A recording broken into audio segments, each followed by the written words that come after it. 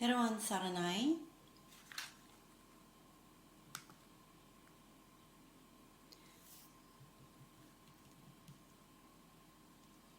Can I double check that the sound is all right?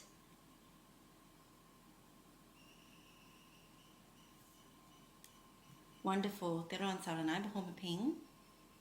So today we're here again for another Poya, and I'd like to welcome everybody. Hope that everybody is well. And today we're going to be looking at stream entry. So the sutta that we're going to be looking at is the Veḷudvāreyya Sutta, which is in Sanyuta Nikaya, the linked discourses, and it's discourse number 7.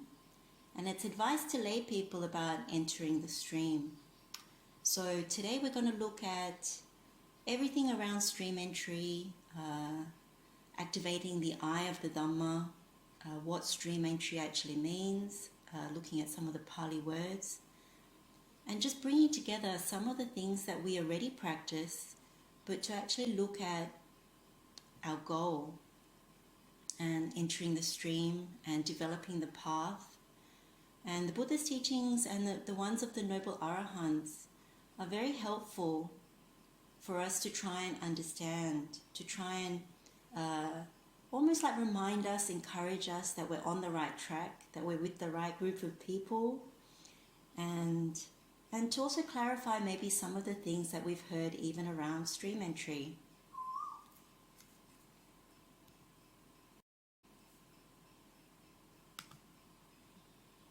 So what we'll cover today is we'll do the usual tips and reminders about the session. Then we'll go into a bit of a broad session on stream entry, like some of the key points, some of the key words, just so we understand what we're talking about. And then also we'll look at a brief overview, an introduction to the Veḷudvāreyya Sutta, and what did the lay people actually request of the Buddha.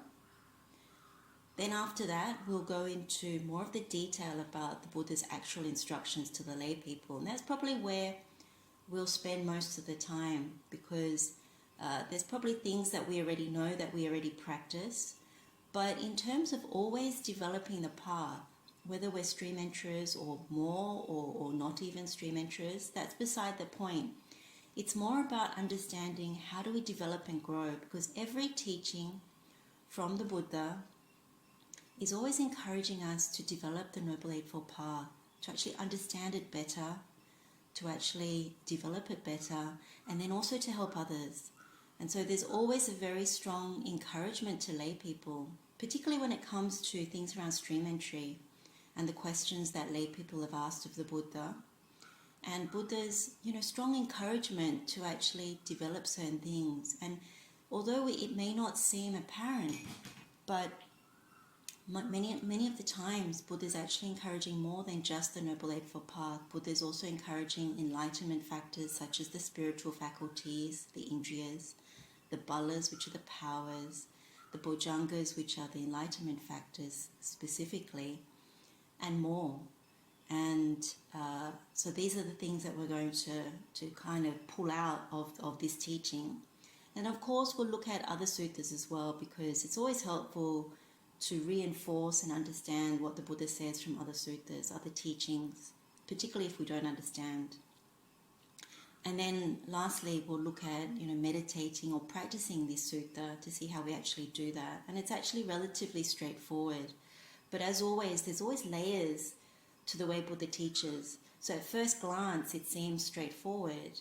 But as you pull away more layers, more depth to the Buddha's teaching, the more insight you create from meditation, you see that there's actually more there.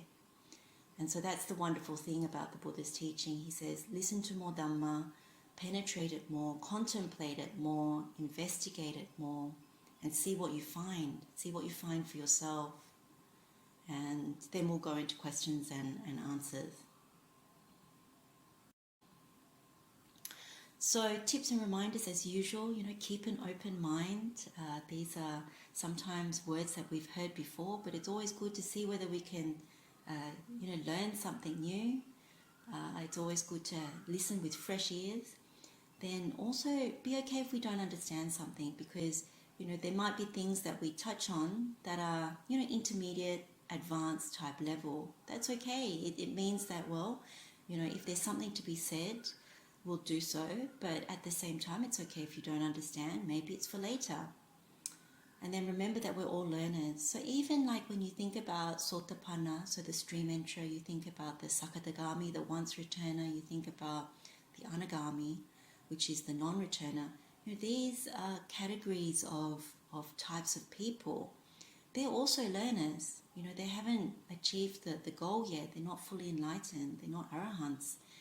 And so whether you're, classify yourself as somewhere, far, far below or somewhere in between or up to any of these stages, it doesn't really matter. We're all learners. And so we're here to learn, to grow, and to develop the path. And then if we do have some time for meditation, then, we apply ourselves to the meditation. Today, there may not actually be a meditation session just because of this type of sutta, but there may be pauses in order to actually take in some of the words when we get to the depth of the Buddha's instructions. And that's the time to just really turn that question over in your mind when that time comes. And then also using our own examples is always very good, to put it from our own perspective. So if that's the case, then let's do so. And of course, on this session today, it's not easy to come to Dhamma. It's not easy to wake up early, particularly in Sri Lanka. But anywhere else around the world, we have good wishes for all beings, seen and unseen, and those that have helped us to come here today, those that are supporting us in all aspects of our lives, and everyone that's helping us around this Dhamma practice. We have good wishes, gratitude, appreciation. Okay, I thought I'd start with a reminder about this sutta called Anīvaraṇa Sutta. So you might remember this if you were there for the Poya session where we were going through learning and studying. And this was one of the things that we drew out when we did this session, where the Buddha says, when a noble disciple listens to the Dhamma with eager ears, attending to it as a matter of vital concern, directing his whole mind to it, on that occasion the 5 hindrances are not present in him. On that occasion the 7 factors of enlightenment go to fulfillment for development. So the reason I put this at the start is that when we listen, and we listen eagerly, very attentively, we're not distracted, this is our opportunity for the 5 hindrances to settle down, to not be present, to not arise. And so there's a lot of the Buddha's words in this particular session. So it's very helpful just to attend to it. Don't worry about anything else that's going around you if you can. Don't worry about what's going to happen later, but just be with this session now. And if you do so, then it's easier to actually learn, easier to actually consolidate what you already know. So it's just a kind reminder. So we're going to start with the key points on stream entry. So I'm going to go in with a bang. So the first one is about Dhammacakkhu, so the Dhamma eye. So some of you may or may not have heard of this. But Buddha always talks about how beneficial it is to obtain the Dhamma eye, or the eye of the Dhamma, because when you do so, it's because you've entered the stream and you've started to develop the path. So I'll read this sutta, which is the Nakhasikha Sutta. It's in the Sanyuta Nikaya, and these are the linked discourses, chapter 13, and it's the first discourse. So the Buddha says, "What do you think, monks? Which is greater? The little bit of dust I have picked up with the tip of my fingernail, or the great earth?" And so the answer that comes is, the great earth is far greater, Lord. The little bit of dust the Blessed One has picked up with the tip of his fingernail is next to nothing. It is not 100th, 1,000th, 100,000th. This little bit of dust the Blessed One has picked up with the tip of his fingernail when compared with the great earth. And so then the Buddha says, in the same way, monks, for a disciple of the Noble Ones who is consummate in view, an individual who has broken through to stream entry, The suffering and stress that is totally ended and extinguished is far greater. That which remains in the stage of having at most 7 remaining lifetimes is next to nothing. It's not 100th, 1,000th, 100,000th when compared with the previous massive suffering. That's how great the benefit is of breaking through to the Dhamma, monks. That's how great the benefit it is of obtaining the Dhamma eye. So this sutta is actually lovely because Buddha's really reminding us that, the whole massive suffering, if we don't actually walk this Noble Eightfold Path, if we don't understand Dhamma, we don't penetrate the Dhamma, then the whole massive suffering is as great as the great earth, or more actually. But if you enter the stream, if you come to the Buddha's teaching, then as a Sotapanna, as a stream enterer, you only have 7 lifetimes, which is literally like this, bit of dust on the Buddha's fingertip, literally next to nothing compared to what we would endure if we had innumerable, countless lifetimes. And there are other suttas like this in the same chapter where Buddha also uses the simile of a tip of the blade of grass, water on the tip of the blade of grass versus water in a pond. And another one is, 2 or 3 drops of water versus the great ocean. And so Buddha's giving these similes to say, actually, the Dhamma eye is really, really important. And so that's the reason why Buddha promoted, particularly amongst lay people, why entering the stream is something that is tantamount to what can be done as householders. So we'll look at a few Pali words before we go into a bit more on Sotapanna and Sotapatti and everything. So Sota is usually translated as something like stream or flood or torrent, but it's like a body of water. And so that's where the Sota comes from. And Apana is usually referred to entering upon or entered upon, fallen into, possessed of. So when you put Sota and Apana together, you get Sotapanna. And it's one who has entered the stream, one who's fallen into the stream or possessed of the stream. Then when you have Apati, that's like entering upon, falling into, possessing of. So when you have Sotapatti, then what you get is stream entry, or entering into the stream, entering upon the stream, falling into the stream. So something like that. And then Sota Yanga is, so Aṅga means constituent part, quality, factor, or limb. So one of the things that is often talked about is factors or qualities of stream entry. So that's where you get Sotapatti Yangana or Sotapatti Yanga. Entering stream entry, factors of stream entry. So we'll be looking at that as well. So the sutta that we'll begin with before we get into Veḷudvāreyya Sutta is the Dutiyasāriputta Sutta. So in fact, chapter 55 of the Sanyuta Nikaya is all about stream entry. So if you want to read up chapter 55 of the Sanyuta Nikaya, the linked discourses is excellent because it has all the teachings collected in one spot that are linked to stream entry. And some are a little repetitive because again the Buddha is saying the same things to different lay people that he meets along the way. And of course there are other teachings in Anguttara Nikaya, Majjhima Nikaya and so forth that are linked to all these. But for one area where you can look, it's chapter 55 of the Sanyuta Nikaya. So in this particular sutta, this is the sutta where Buddha and Venerable Sariputta are talking. And they're having this dialogue. And so the next few slides are about this dialogue. So the first question that Buddha asks is, Sariputta, they speak of the stream. What is the stream? So Venerable Sariputta says, Venerable Sir, the stream is this noble eightfold path. That is right view, right intention, right speech, right action, right livelihood, right effort, right mindfulness, and right concentration. So that's interesting. The stream, when you enter the stream, you're entering the Noble Eightfold Path. Makes sense, doesn't it? When we gravitate towards the path, things start to come together, beginning with right view. So that's the first thing. The second thing that the Buddha asks is, Sariputta, they speak of a stream enterer. What is a stream enterer? And then Venerable Sariputta replies, Venerable Sir, one who possesses this noble eightfold path is called a stream enterer, the venerable of such and such name and clan. And so basically what is meant by Sotapanna, if you read this correctly, it's someone who walks or practices the Noble Eightfold Path, who develops this path, someone in training, so training in, of course, higher virtue, higher concentration, higher wisdom, because that's what the Noble Eightfold Path develops for us.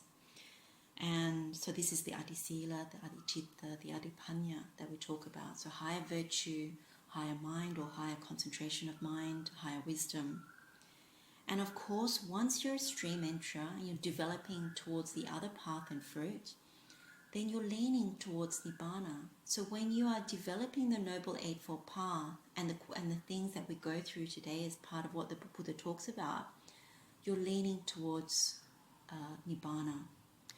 And even if you are already a Sotapanna, still work needs to be done. So one can be negligent, but it's advisable not to be negligent, because you don't necessarily, once you enter the stream, necessarily bear the fruit of stream entry unless you develop. And so always Buddha is encouraging development. The noble arahants are encouraging development. And I guess that is why we are all here. We are here to listen to the Buddha's words and to keep leaning towards Nibbana, keep getting that encouragement, that reminder from the Buddha, and to develop it further. And so even if one is a stream enterer, it's always encouraged. We develop more, we see more, we penetrate the truth more, we correct our view time and time again, so that we can eventually uproot all the things that are keeping us to samsara and to the whole mass of suffering. Then the third question that the Buddha asks, in actual fact in the sutta this one comes first, but I actually put it after, just in terms of the sequence that I wanted to go through, but the Buddha actually asked this question first. And this question that Buddha asks is, Sariputta, they speak of a factor for stream entry. What is the factor for stream entry? And the Buddha says, Venerable Sir, the factors for stream entry are associating with good persons, hearing the true Dhamma, wise attention, and practice in accordance with the Dhamma. So this is something that's said throughout the chapter 55, actually, in a number of suttas it's referred to. And these are normally considered, characteristic qualities or factors for stream entry. So these are the qualities that lead to stream entry. And it kind of makes sense. They're not things that we haven't heard before. Through a number of these Poya sessions, we've referred to the Avijjā Sutta, which is in chapter 10 of the Anguttara Nikaya, discourse number 61. And the beginning part of it is always about what feeds ignorance. And so when you don't associate with good persons, then you don't necessarily develop, you don't necessarily want to go and see noble beings, and you don't necessarily then hear the true Dhamma. You don't develop, conviction or faith, saddha. Therefore, you don't have this yoniso manasikara, which is, this wise or proper attention to the Dhamma. And then you don't practice accordingly. So we've heard this before. There is an insight pathway or knowledge pathway, and jnanapatha here. And associating with good people, this is sapurisa sansevo. And in the Anguttara Nikaya, in chapter 4, there's a whole section from discourse 201 to discourse 210, where a sapurisa is someone who, keeps precepts, who has the good qualities like conviction, moral shame, fear of wrongdoing, learning. They're energetic, they're mindful, they're wise. So these are those good qualities. They're the ones that people that practice dasakusala, the 10 wholesome conduct. They're people that walk the Noble Eightfold Path or the Noble Tenfold Path. And they definitely don't glorify themselves or belittle others. So these are the qualities of like a noble person. So when you hang around with someone like that, when you go and seek out someone like that, then you start to learn and you start to, their good qualities rub off on you.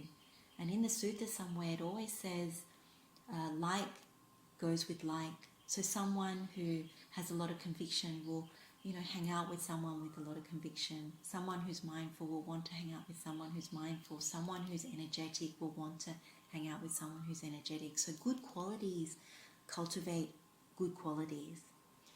And hearing the Dhamma, this is Sadhamma Savana. And here, as we know, hearing the Dhamma, like in the Ghosa Suttas, Anguttara Nikaya, chapter 2, I think it's 125 and 126, right view comes from hearing from someone else, hearing from the Buddha, hearing from the Arahants, hearing from someone who's actually speaking the words of the Buddha, and then also this Yoniso Manasikara, this wise attention. When we hear it and we, discern the Dhamma, then of course it's something that will lead towards the Noble Eightfold Path. And, wise attention is always wanting to develop, in simple terms, it's wanting to develop what is skillful and wanting to abandon what is unskillful.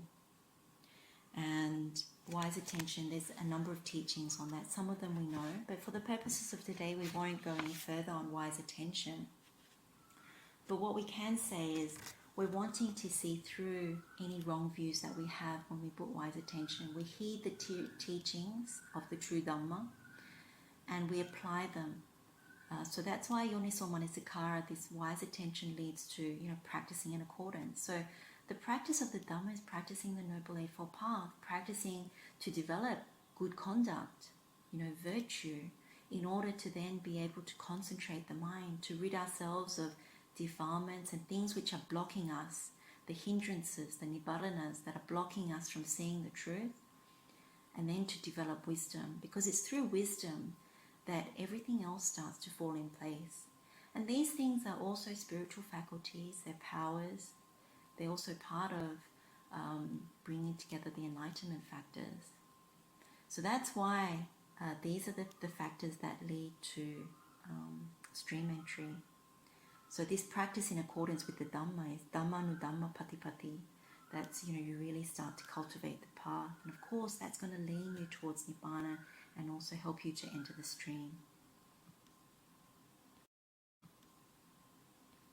So what you find in most things, and you'll find this also in the sutta that we're going through today, is these 4 things that Buddha says that one must have.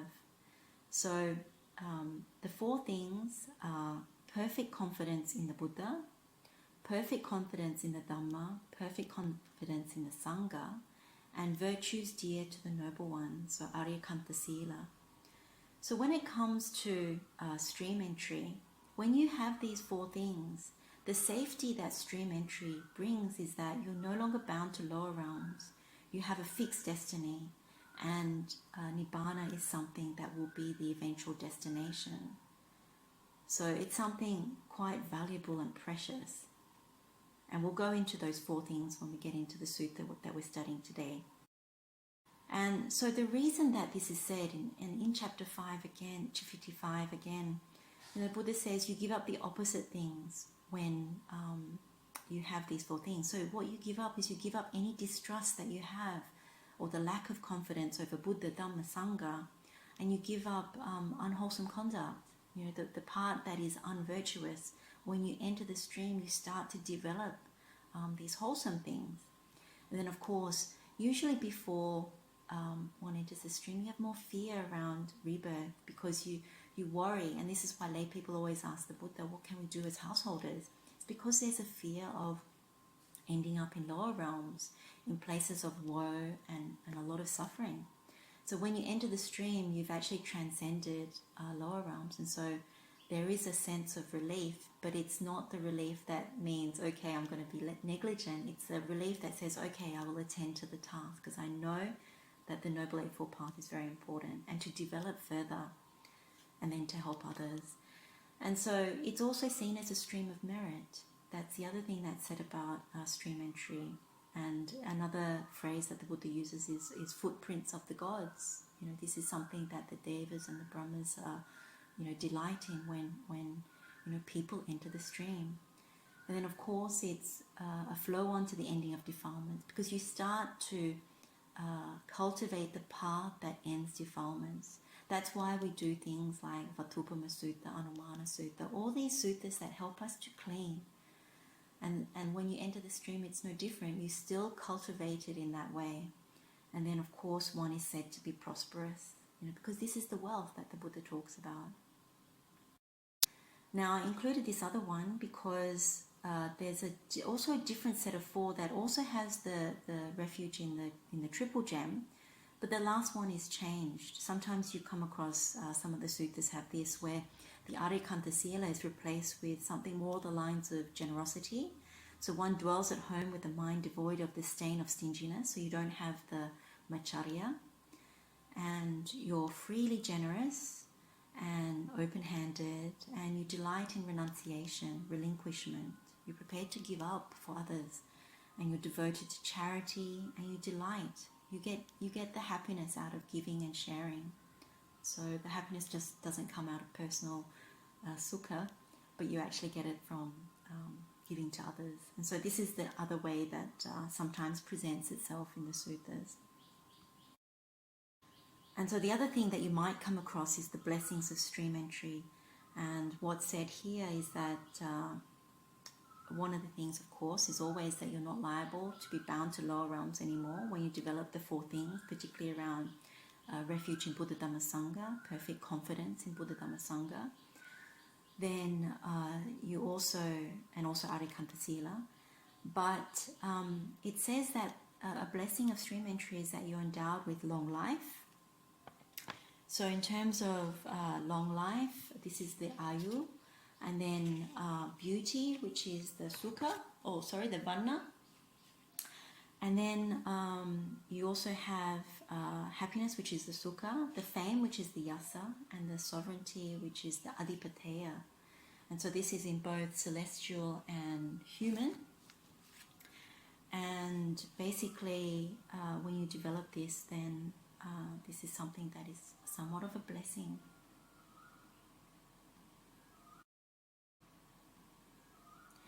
So now we look at the Veḻudvāreyya Sutta, or Veļudvāreyya Sutta, and we'll focus on basically what's been asked and what the Buddha has answered. So this was a teaching that was given to householders, so that's the important thing. It's for lay people. And these were the Kosalans who resided at Bamboo Gate, and that's where the name of the sutta came from.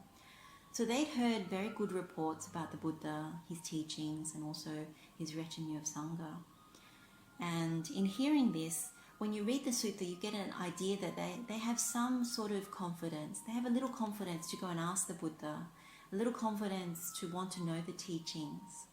So there is some saddha there, and also what they've heard about the Sangha. So there is some saddha there. It may not be the full sort of perfected conviction or confidence in Buddha Dhamma Sangha, but there's a little there for them to go towards the Buddha.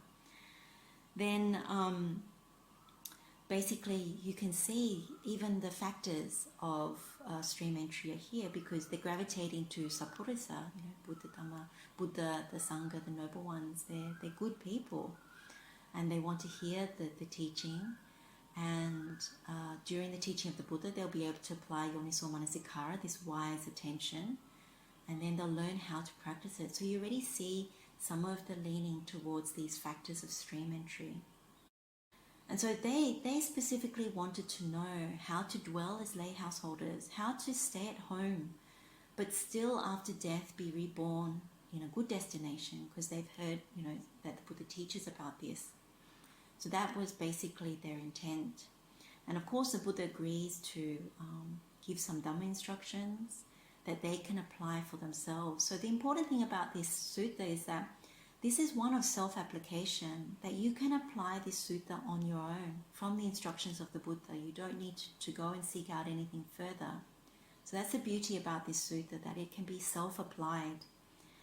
And the Buddha says in this is that if you possess 7 good qualities and 4 desirable states, so the 4 desirable states are the refuges in Buddha Dhamma Sangha and the Arikanta Sila, the virtues dear to the noble ones, then you can declare yourself a stream enterer, that you have attained at least the path of a stream enterer.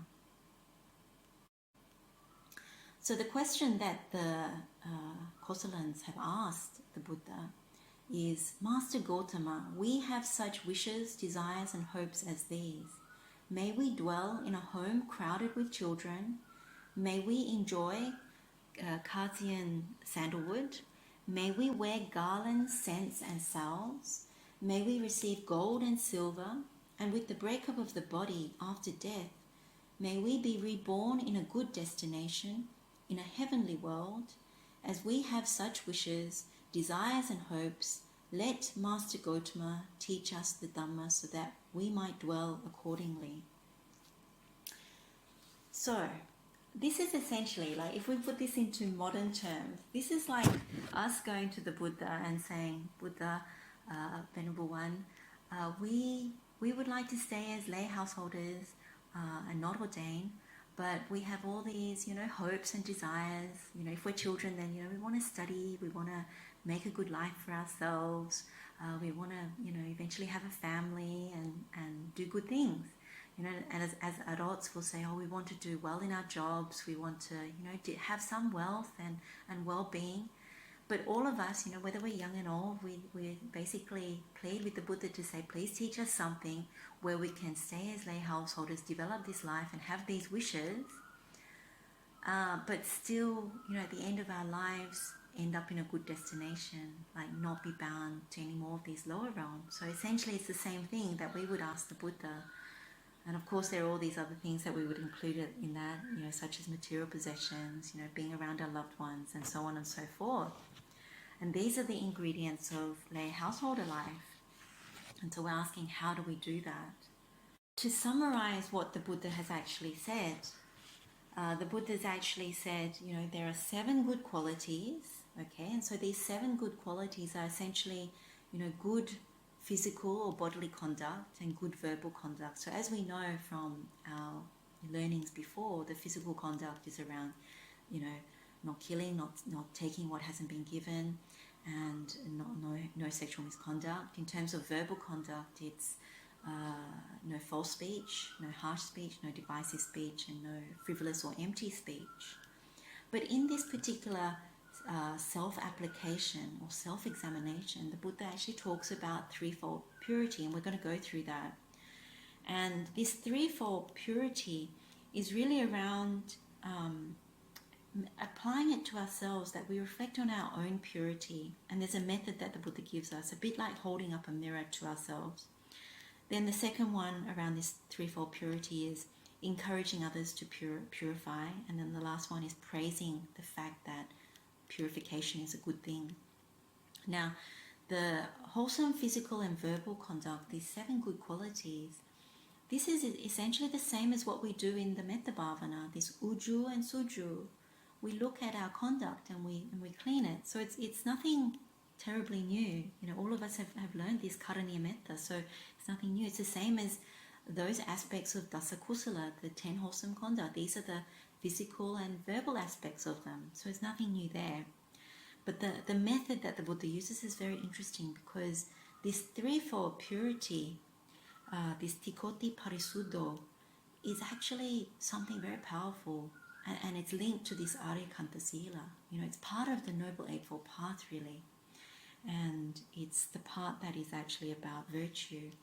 And threefold purity is taking it up to a higher level of virtue. So it's important to see that, because when you have higher virtue, eventually it will lead to higher concentration of mind, because you abstain from certain things, you correct your view, and then also it leads to more wisdom. And that's one of the things that we'll see when we come to looking at other parts of chapter 55 of the Sanyuta Nikaya in reference to stream entry. So when you have this threefold purity, it's basically saying 3 times the 7 types of conduct. So that gives you 21 parts to the 7 good qualities. And then the 4 desired states, this is essentially what we were saying before when we glossed over it. It's the perfect confidence in the Buddha, so it's unshakable, unwavering. Perfect confidence in the Dhamma, so again, it's unshakable, unwavering. And perfect confidence in Sangha, unshakable, unwavering. And, this is a bit like the practice of Buddhanusati, Dhammanusati, and Sanghanusati. And then the last one is the Arekanta Sila, so the virtues which are dear to noble ones. And so we'll look at that a little more. So when you look at this, we'll bring it back to the Buddha's non-greed, non-hatred, non-delusion part.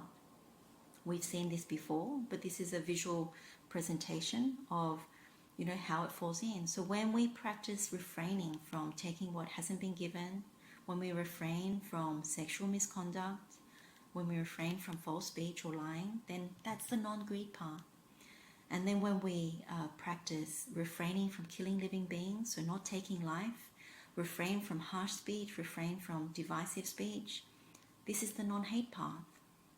And then the last one, of course, is, when you refrain from frivolous speech, this is the non-delusion path. So this is how things come together when we, start to cultivate good virtue. It's a reminder, again, this is non-greed, non-hatred, non-delusion path.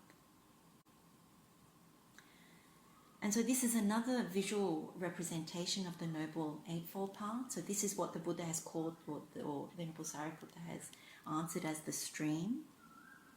And of course, although we're looking mostly at Sila, and particularly Adi Sila, it always begins with right view, because you wouldn't cultivate and develop wholesome conduct unless you had right view, unless you had the idea from Buddha that there is cause and effect from our actions, that karma ripens when we do certain things.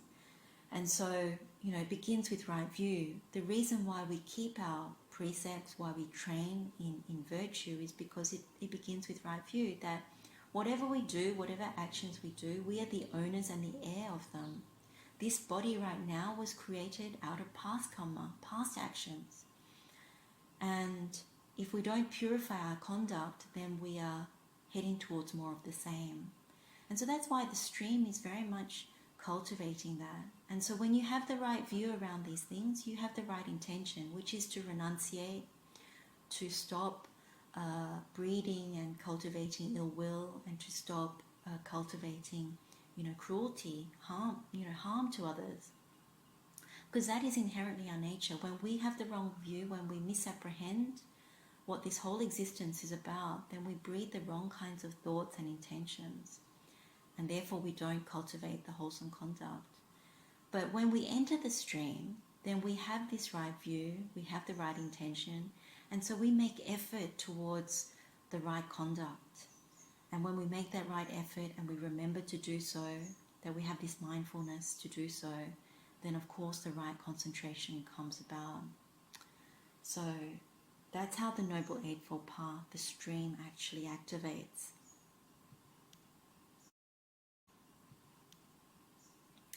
So we can look at, firstly, physical conduct as part of the good qualities. So we'll read some of the Buddha's words one by one. Now the thing about physical conduct to remember is that this is where we misapprehend form, rupa. Because a lot of these things around killing living beings, taking what isn't given, and sexual misconduct, it's when we misapprehend this body, when we misapprehend form. So in the back of your mind, think about that, because we see subha, we see something as pleasing, as fair, as beautiful, instead of seeing asubha, that it is subject to aging and decay, that it's not necessarily beautiful, it can be quite foul, there's impurities there. And so that's something at the back of our minds when we go through this, when we think about why we can't keep our sila, why we keep going through endless rebirths with such poor sila. It's something to really embrace. And it may not come straight away. For some of us, it's already there. For others, it may need some more time to develop. But the way to develop is through the Buddha's words. And so the Buddha says about refraining from taking life, from killing. So the first part is really around this self-reflection. So what's in these boxes is really about number one of the Threefold Purity. It's about the self-reflection. And so the Buddha says, I am one who wishes to live, who does not wish to die. I desire happiness and am averse to suffering. Since this is the case, if someone were to take my life, that would not be pleasing and agreeable to me. Now, if I were to take the life of another, of one who wishes to live, who does not wish to die, who desires happiness and is averse to suffering, that would not be pleasing and agreeable to them either. What is displeasing and disagreeable to me is displeasing and disagreeable to them too. How can I inflict upon them what is displeasing and disagreeable to me? So essentially this is around, we don't want to be killed, we don't want to be harmed. And so if we don't want to do that, we don't want others to do that. We don't want others won't want that to happen to them either. And so we are actually putting ourselves into the position of another person. And when you start to reflect in this way, it's like holding up a mirror. We've actually done something similar in the Anīvaraṇa Sutta. The Buddha and both, also Venerable Mahamoggallana, uses this kind of mirror of self-reflection to actually see, you infer, there's an inference to this, where you infer, if I don't like it being done to me, another person wouldn't like it being done to them. And so this is the first part of it. The second part to that is really about encouraging others to refrain as well. But the main thing in terms of self-reflection, if one can't see this for oneself, it's very hard to encourage others not to do the same. And so really the important part of this meditation, of this investigation, is really the first part, to really penetrate for oneself. And a wise monk actually has said, ask yourself the question, why is it so hard to refrain from taking life? And, this is something that I can answer. There are answers to this question, but it's really for the purposes of one's own meditation, one's investigation. Why is it so hard to actually refrain from killing? Now, the easy answer is also always to say, I don't kill, I don't kill living beings, I don't kill creatures and everything. But the point is that maybe we still do, and it's good to actually investigate further, to actually delve a little further, and even to investigate in the past why we have done so, and to really look at why we find it difficult to hold our sila. And it may not be specifically this one that is the most prominent, but for all the other ones as well, the other 6 that we're looking at, why is it so hard to hold on to our sila? Now, some of the things that may come to mind, some of the answers that may come to mind, wrong view. We misapprehend, this body, these forms. We're attached to sensual desire. We're attached to the unwholesome. We like to be negligent. It could be a lot of ignorance, a lot of bad habits. But whatever the answer is, it's important in the meditation, in order to take this meditation further, is actually to ask that question, why is it so hard to refrain from killing in this particular instance? And so when you meditate in this way, by the end of it, you make a very strong intention, not to kill, not to take life. And out of that, only then can you encourage others. Because when you have that insight yourself, when you actually know for yourself, then you can encourage others. It's not just something that you parrot out. It's genuine, it's authentic. You also see the danger of it. Now, when it comes to praising, again, it's the same thing. You can only praise the purification, the renunciation, if you see it for yourself. Now, when it comes to killing, panatipata veramani, refraining from killing, the karmic consequences, as we know from the Duccaritavipāka Sutta, is that we will have a short lifespan. That if we kill, then the fruit of that killing at some point will be a short lifespan. So that's one thing to know. But it's also like when you look at the Buddha's words in reference to self-examination, it's to understand the pain and suffering of death. This is something that we don't often want to look at. death is not something that we want to investigate. It's something that some of us, will want to avoid. Some of us will look at it, but some of us will want to avoid. But when you look at death, you really look at the suffering of death, the suffering of harming. And any inclination towards harming or hurting leads towards taking life. And so it's good to actually investigate it. Now the second one is around taking what isn't given.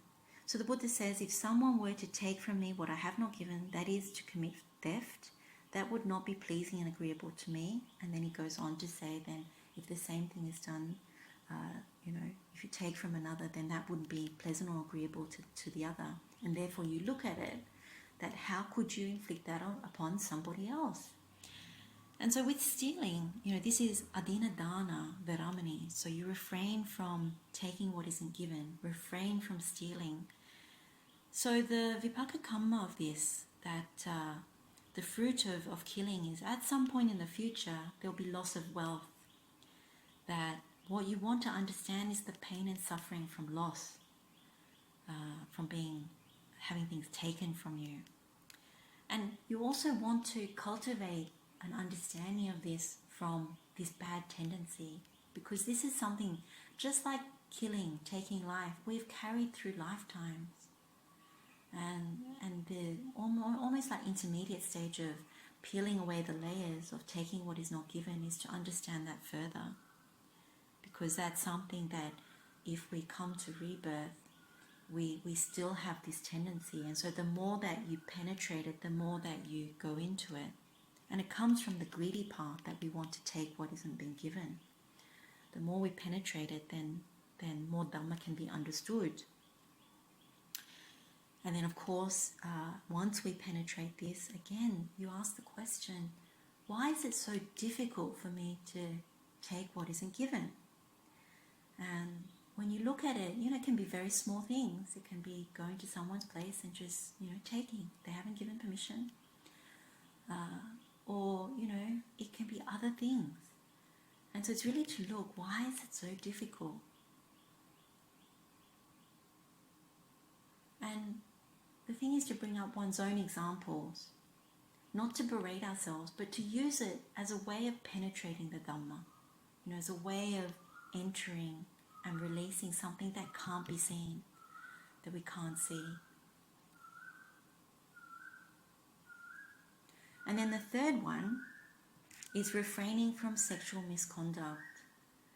So it's like saying, in this case, the Buddha's words actually, for that time, if someone were to commit adultery with my wives or husbands, that would not be pleasing and agreeable to me. Now, if I were to commit adultery with the wives of another or husbands of another, that would not be pleasing and agreeable for them either. What is disagreeable and displeasing and disagreeable to me is displeasing and disagreeable to them too. So how can I inflict it on them? What is displeasing and disagreeable to me? So again, as children, for example, do we like, for our parents, to have that being done? When we see that, in that way, the answer is no, we don't like that, because it means discord, disruption, breaking up of certain things, family structures. Likewise, as adults, cultivating this sort of thing is actually very unwholesome. It leads to a lot of anger and hurt. And what we need to understand is actually that from a bodily perspective, a physical perspective, what we take refuge in these bodies is subject to decay, subject to illness. We don't see that when we're delighting in sexual misconduct and when others delight in sexual misconduct. There's a lot more going on behind even something as straightforward as sexual misconduct. There's something driving that, and so one needs to penetrate a little further. Now, many of us won't have sexual misconduct, but the idea is not to almost ignore this step, but to actually still look at it, because there is something deeper there when you get down to the end of life and it comes to wanting to seek another body. then sexual misconduct is something that raises its head again, because when you're searching out for another mother's womb, if you're still bound to a mother's womb, then that's where this kicks in again. And so this subject of, being able to penetrate, aging, sickness, to actually see that these bodies are subject to all of that, it may be something that protects you from going towards, sexual misconduct, from going towards taking what isn't given in the future. And so the karmic implication, like when there is sexual misconduct, what the Buddha says is the fruit of it is enmity and rivalry in future. And you can see that because there's competition there. And so you look at it and understand that. So when you really penetrate it, then of course you won't encourage other people in this wrong kind of conduct. You'll encourage them to renunciate, to refrain. And of course you would praise the renunciation of it.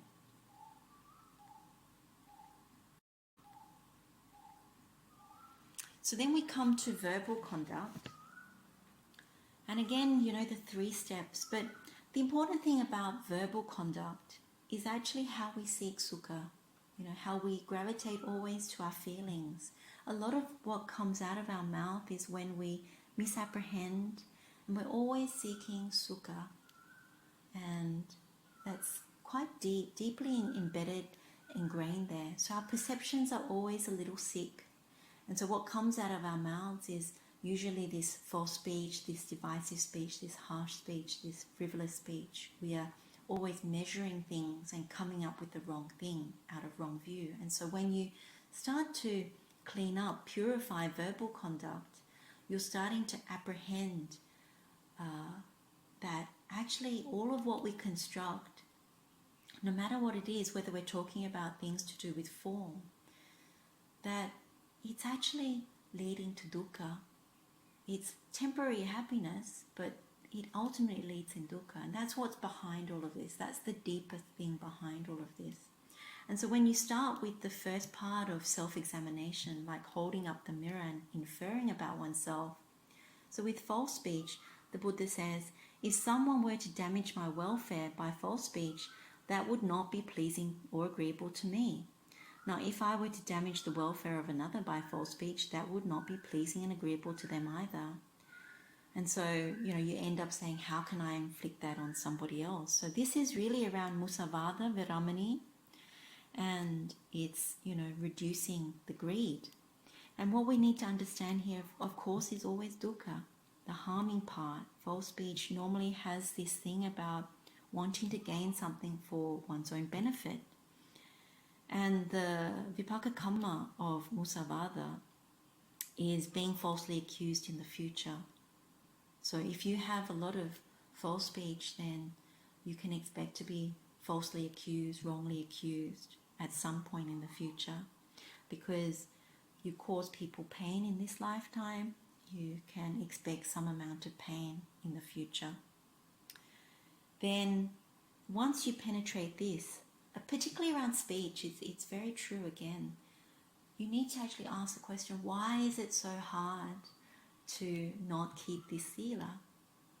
Now, false speech is also around the Noble Eightfold Path. Anything that is misapprehending, that comes out of wrong view, then this is where the false speech arises. Now, on the Arya path, the Noble Path, that means we want to lean towards Nibbana. So anything that takes refuge in something other than Nibbana can be considered false speech.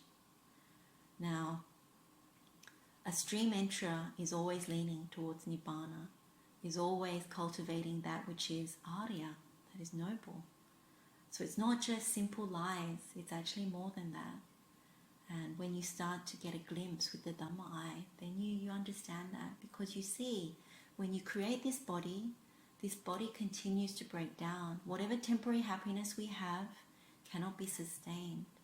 So when we make plans, when we go about our lives, it's important to keep that at the forefront, because otherwise we keep lying. We keep coming back to the wrong things. And we raise other things other than this Noble Eightfold Path. So it doesn't mean we don't live our lives, we do, But in doing so, we make sure we have this idea, this right idea towards Nibbana, towards the thing that is going to get us out of samsara, out of this whole mess of suffering. Because it's simple as this. If we are born, we are subject to old age, subject to sickness, and subject to death. And it's over and over again. So there's always going to be suffering.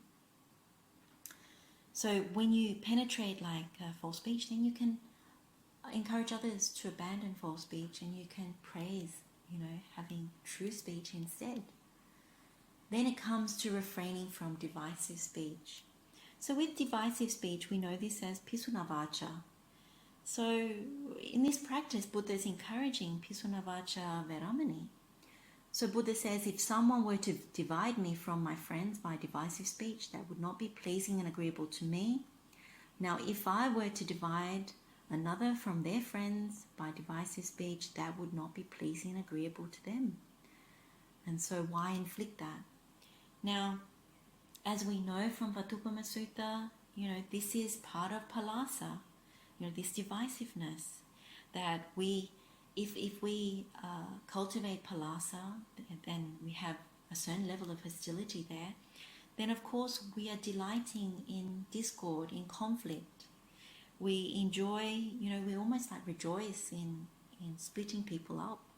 This is whether it's at home, for children at school, for adults even at work and around our neighbours and community, our friends.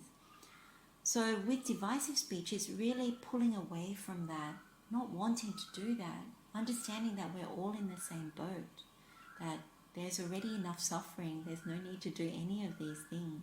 And if we don't like this happening to us, then we don't want to inflict it on other people.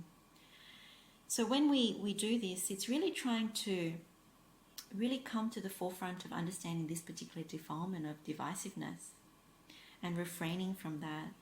And then also being able to see it makes people very sorrowful to be divided, that nobody likes to be divided. They end up in sorrow. So when you start to see that, then you can start to penetrate. When you start to penetrate, then you have the reason for encouraging others not to do so. And then also to praise, like renunciating divisive speech.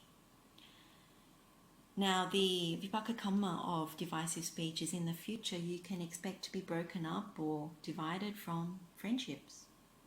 So that's something, it will happen as a result. If you do it now, then it will happen in the future.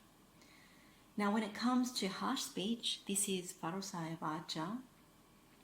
So here the Buddha is encouraging, if someone were to address me with harsh speech, again, this wouldn't be pleasing to me. So if it was done to someone else, it wouldn't be pleasing to them. So why inflict that? And here we need to really understand, harsh speech is like raising our voice, telling someone off, almost like giving verbal assault, being hurtful. It can veer towards anger. And so this is very non-metta. Harsh speech is very non-metta. In fact, all of this is non-metta, as we know, because it's not uju, not suju, from a physical conduct, verbal conduct perspective. What we don't see is how it affects somebody else. That sadness arises in other people when, we don't actually see what it is for another person. That when we refrain from harsh speech, it's because we actually understand. Just hold on a second.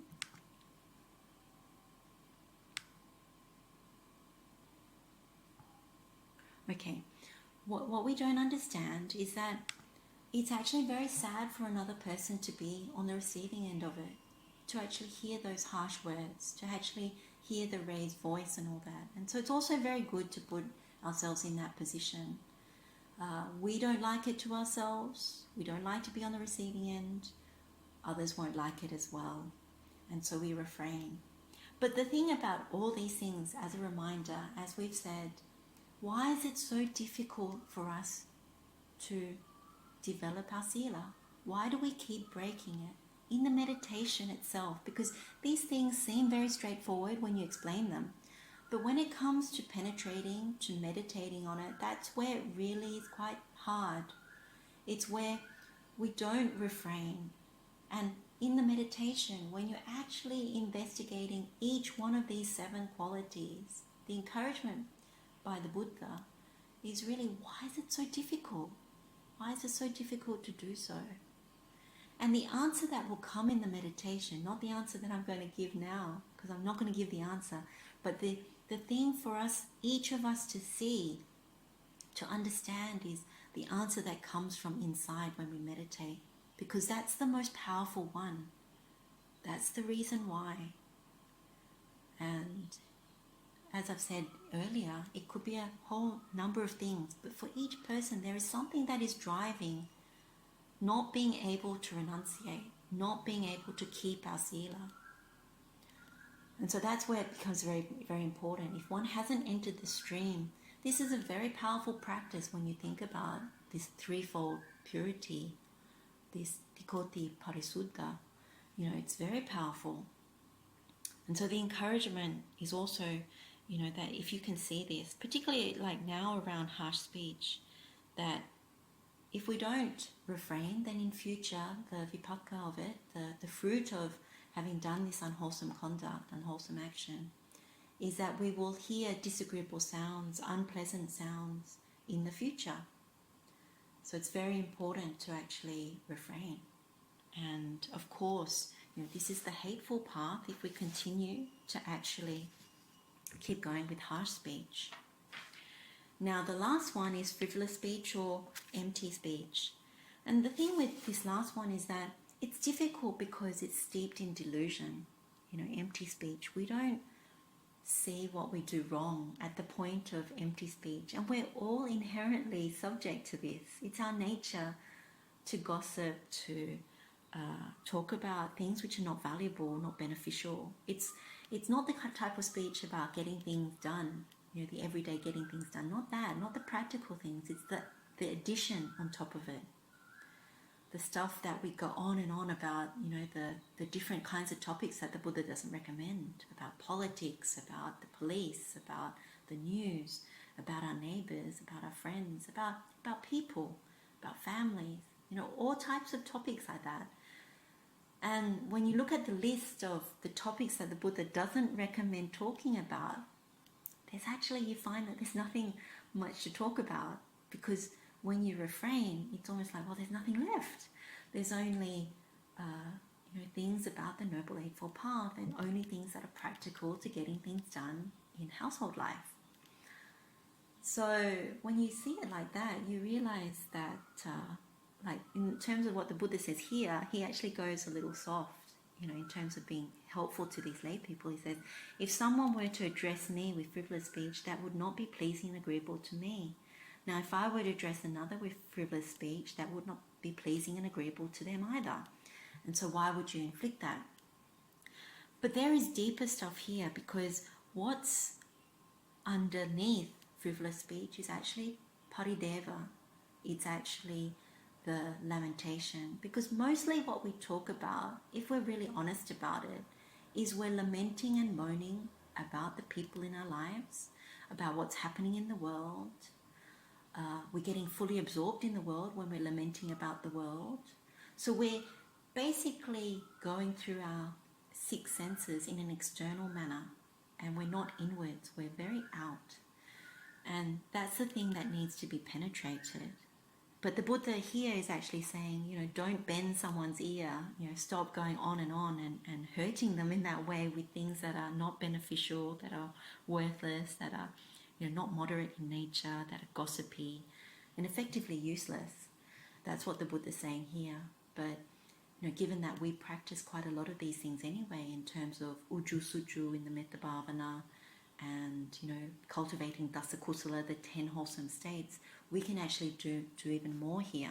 And there's nothing wrong with doing that. And so when you ask yourself the question, and we need to ask ourselves this question, why do we find it so hard to break this sila? You know, it's this continual propulsion. And that's where the meditation really starts to activate. When we ask that question, why is it so hard? Why is it so hard? And what you might notice as we practice more and more is that it's not so bad. Like some of our sila has actually improved because we continually do the Karuñametta Bhavana. We clean up using Paṭhamaanāthapiṇḍika Sutta. We do the Anīvaraṇa Sutta. We have all these different things in our meditation toolkit that we use. So it's not so bad. But we don't rest on our laurels of our practice. We actually use the opportunity, whether we're stream enterers or not, to actually penetrate further. Because that's what's beautiful about this Noble Eightfold Path, is actually taking the time to be diligent and to go together on this path. To take refuge in Buddha Dhamma Sangha by these words. And so that's what is the encouragement here. We do this self-examination, we penetrate a little further. And when we can do that, then we can encourage others, to refrain, the second part to this threefold purity. And then we can praise the renunciation of it.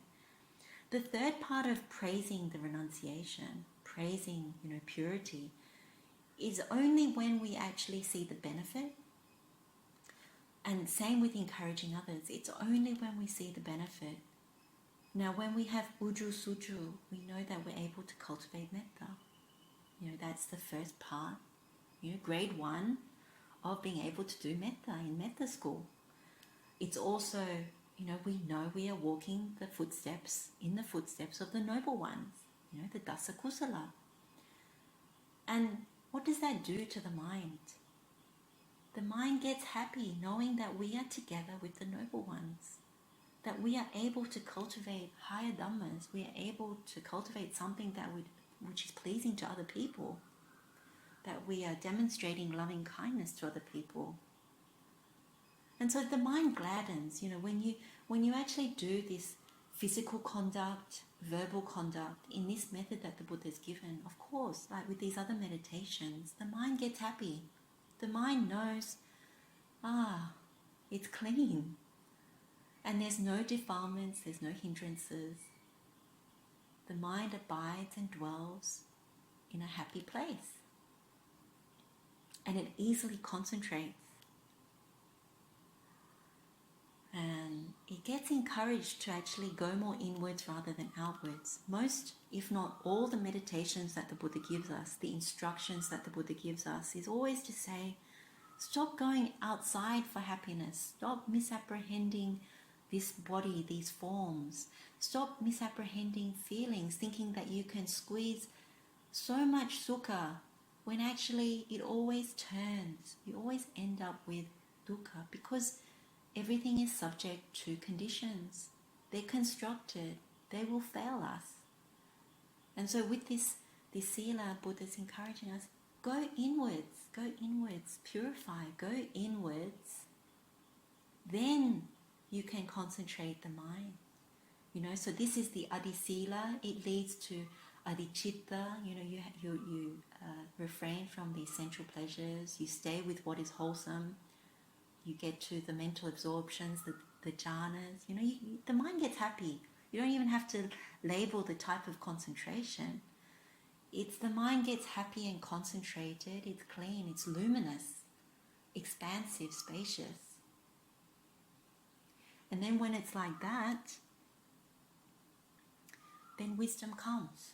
So as you investigate, you always notice that when you ask your mind the question, why can't I keep this sila? It's from the concentrated mind that the answer comes. Each person's answer may be slightly different depending on where the practice is at. And so you wait for that answer to come. You be patient. You do this work that the Buddha has given us and you wait for the answer to come. Because what is really important about this meditation is actually to alleviate why we keep going wrong. And it's a continuous practice. We make effort. We're energetic towards keeping good sila, because that's a very important part of the Noble Eightfold Path. And so just to complete this thing about Sampapalapa Viramani, when you refrain from frivolous speech, then what the Duccaritavipāka Sutta says is the fruit, you won't get this fruit of people distrusting your words. So if you keep having empty speech, gossipy speech, frivolous speech, in the future, the fruit of that is people not trusting you. But if you refrain, then you don't have that type of fruit.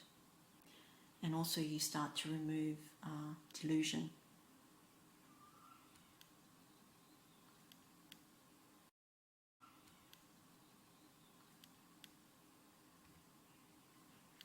Okay, so the next 4 desired states is actually relatively familiar. So really, when you think about these 4 qualities, these 4 things of stream entry that are added on to these 7 good things, it's nothing new. This is really taking refuge in the Buddha. So this is, when it says possesses confirmed confidence or perfect confidence in the Buddha, possesses confirmed confidence or perfect confidence in the Dhamma, and then also in the Sangha. These 3 are really around taking refuge. And we may think that we know them, but we need to revisit. Because Buddhanussati is really, you do the meditation that looks at the qualities of the Buddha. So you look at the Itipiso Gatha, the Arahang, Samma Sambuddho, Vijja Charana Sampano, Sugato Lokavidu, Anuttaro, Purisa Dhamma Sarati, Sata Deva Manusanang, Buddho Bhagavati. So the Blessed One is worthy.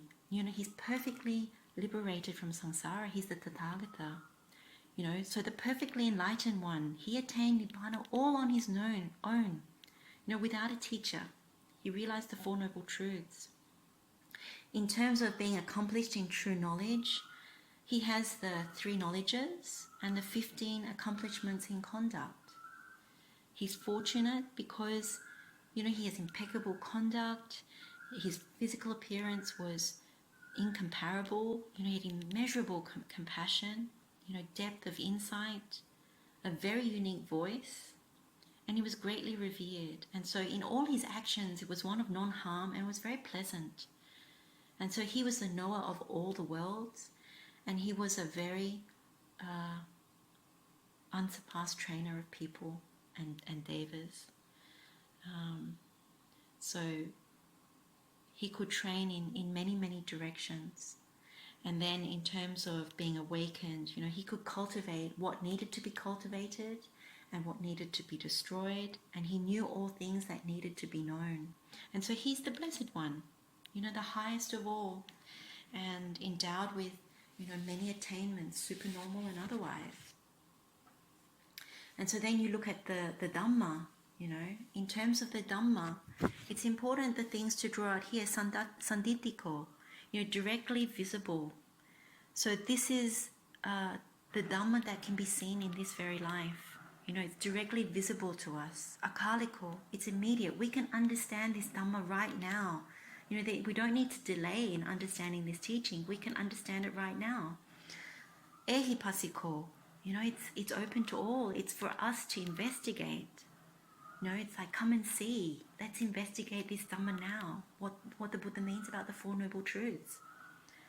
The Eightfold Path, all of it. Upaneko, it leads towards Nibbana. It can be applied. It's very relevant. We can come closer. We can lean towards Nibbana. Pachatang veditabo vinyuhiti. We can experience it for ourselves. And this is what the wise people know. It can be actually individually understood.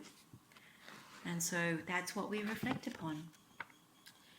And then in terms of the Sangha, these really, it's about practicing the good way, supatipanna, practicing the way that is good, ujjapatipanno, practicing the way that is straight, nyaya patipanno, practicing what is true, what is right.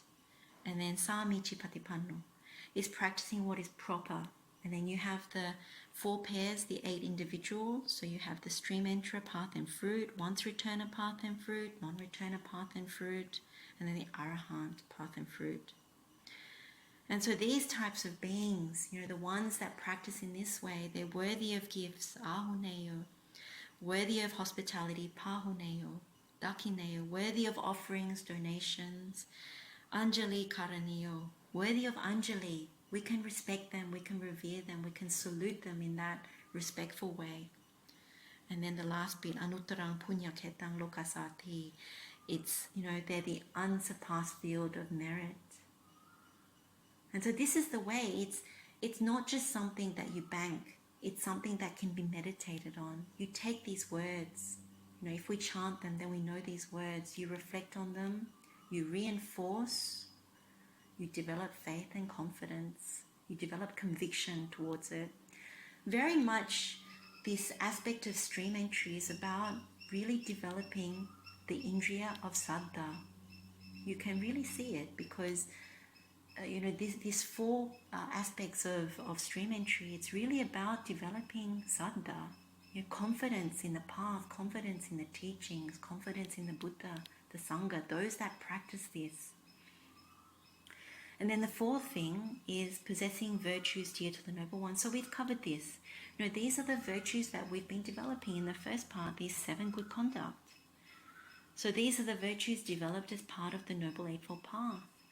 And in this aspect, this Aryakanta Sila, what we're trying to do is develop it, maintain it.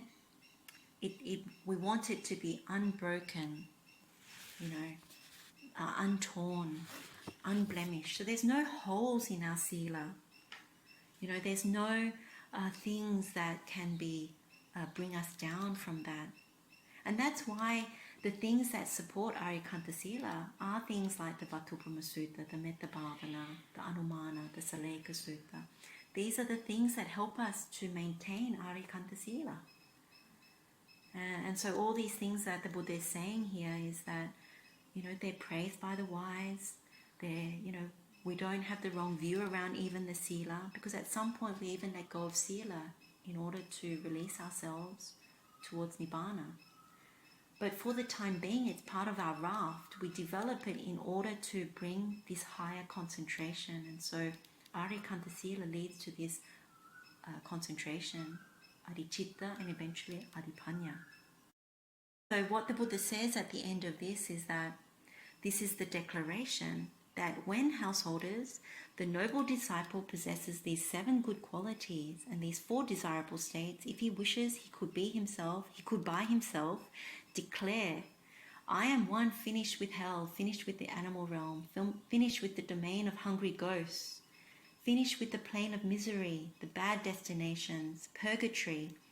I am a stream enterer, no longer bound in purgatory, fixed in destiny, with enlightenment as my destination.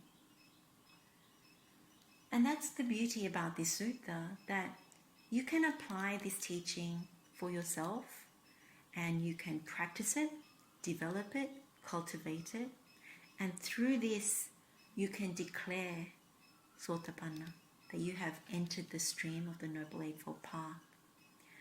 And from there, it's not the end of it. You keep developing. If you keep developing, then you can realize the fruit of stream entry. And when that happens, then you are no longer bound by certain fetters, and there are certain benefits that can be realized.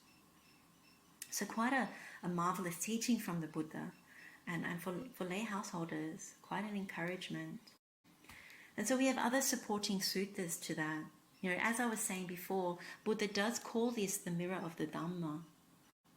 And there's a sutta in chapter 55, discourse number 8, where he actually says that when you, particularly these 4 things about stream entry, the perfect confidence in Buddha Dhamma Sangha, and having the Aryakanta Sila, the virtues dear to the noble ones, then you can make that declaration, but it is known as the mirror of the Dhamma. And so when you keep practicing, and developing as a stream enterer, you can realize certain benefits. So these benefits are in the Anisansa Sutta, which is in Anguttara Nikaya, chapter 6, discourse 97. And here the Buddha says the 6 benefits when you realize the fruit. So you don't initially realize these. It's still, once you're a stream enterer, once you've entered the path, you keep developing the path of a stream enterer, and then you realize the fruit. So the first thing is, one is fixed in the true Dhamma. So you actually know what is the true teaching, and so you are attending to it, and that is what you focus on. The second one is you're incapable of decline, so you no longer have to worry about falling down, particularly lower realms, lower births, those sorts of things. Now you could still come back to mother's womb, but if you practice further, particularly towards anagami, particularly even karaniya metta, then you won't necessarily come back to a mother's womb. The third one is one's suffering is limited or restricted. So because you're only limited now as a Sotapanna to the maximum of 7 births, it can be less because there's 3 different types of Sotapanna. But if it's the maximum of 7, then that's only 7 lifetimes of suffering, as opposed to countless ones. And so that's why your suffering is limited. The fourth one is one comes to possess knowledge not shared by others. So the knowledge that you possess is the knowledge of knowing about the path. And so those that are putujana or away from the path, then they don't have that kind of knowledge. They don't have the knowledge of the 4 Noble Truths, the Noble Eightfold Path, and so on and so forth. And then when you have, apologies about the sound, there was something wrong with what I plugged in. Apologies if that wasn't well heard. And then when you have the 5th one, it means you start to see causation. And so this causation is really around knowledge about what arises and what ceases, and that things are caused by other things. That when you have certain causes, certain things come to arise. And so you really start to see that. And this really comes with more of the development of the path. And then the last one, the 6th one, is when you clearly see the phenomena of what arises, and it arises from a cause. And so this is really about arising and passing away. When you really start to penetrate the 4 Noble Truths, this is seen. Even the Paticcasamuppada, this is also really seen. So these are some of the things that are the benefits of stream entry. This is actually about Venerable to Anathapindika. So this was just a statement that Venerable Sariputta had made, which is actually quite beautiful. It says, whoever has conviction in the Enlightened One, unshakable and well established, and good conduct built on virtue, praised and dear to the Noble Ones, when one has confidence in the Sangha and view that has been corrected, they say that one is not poor, that one's life is not empty. Therefore the wise, remembering the teachings of the Buddha, should be devoted to conviction and virtue, to confidence and insight of the Dhamma. And that's the thing about stream entry that's really beautiful, that one is safe. Buddha, or in this case Venerable Sariputta, says, we're not poor. It's not in the sense of the Dhamma. In the sense of the Dhamma, we're actually quite rich, and our life is enriched, and therefore it's not empty, and we're safeguarded. And so when we continue to build that confidence in Buddha, Dhamma, Sangha, that we have more conviction towards the path, that we understand the reason behind virtue, and when we do that, we're able to concentrate easily, then the insight comes, from the Dhamma, which is the most important thing, because that's how we're going to uproot the taints. That's how we're going to actually complete the path. So those are some inspiring words from Venerable Sariputta to Anathapindika. So this is the Dhammapada verse, number 178, and it's known as the Anathapindikaputtakala Vatthu. And so it's a story about his son. It's always nice to have a little story from the Dhammapada commentaries, and we have the Buddha's words that we're going to go across. But Kala was, this Anathapindika's son. So Anathapindika is the well-known, wealthy lay supporter. And so Kala used to stay away from the Buddha and also the monastery whenever he could. So whenever the Buddha visited his house, whenever the bhikkhus came to visit the house, Kala would stay away, and he didn't want to go visit the monastery and observe Sil or even to hear the teachings. And so Anathapindika, of course, was quite concerned. When you have a loved one, you become quite concerned because you want to save them, you want to make sure that they won't go to lower realms. So he had the same concern over his son's behavior. He could see that there was some avoidance. And so he was quite worried that he would be reborn in lower realms. So what he did was he decided to entice Kala with the promise of money, so essentially a bribe, to go to the monastery and listen to Dhamma. So Kala accepted and he went to the monastery, but he avoided all the teachings of the Buddha. So the Buddha was there and Kala didn't want to go and listen to the teaching, and he came home early. And when he came home early, Anathapindika offered him some food, but Kala immediately wanted the money. So that was how severe it was. And so the next day, Anathapindika decided to try again. And he said to his son, if you go and learn a verse from the Buddha, you go to the monastery, I'll give you more money. And so he promised a higher amount. So Kala consented, enticed by the bribe, enticed by the money. And he went to the monastery again. And this time he went to the Buddha and asked to learn a verse. So the Buddha gave him a short verse, and we don't know what that verse was. But at the same time, the Buddha, in his mind, he willed him to be unable to memorize it. And so in the end, Kala, had to repeat over and over again, many times, the process of memorizing this verse. And through that process, and it appears that it goes into the night that he was trying to memorize this verse, that he came to actually understand the meaning of that verse. And so he realized the fruit of stream entry. So the next morning he followed the Buddha and the Sangha, the bhikkhus, back to his own house. And along the way he was feeling hiri. He felt some shame about having to be bribed, having to be offered money in order to go and visit the monastery, hear the Dhamma, and approach the Buddha. And so he didn't want the Buddha to know that he had been bribed. And his father, upon their arrival, offered dana to the Buddha and the bhikkhus. And he also offered some food to Kala. And later, Anathapindika, he went to give Kala the money, the promised money, but Kala refused. And when Anathapindika pressed him to accept the money, Kala further refused it.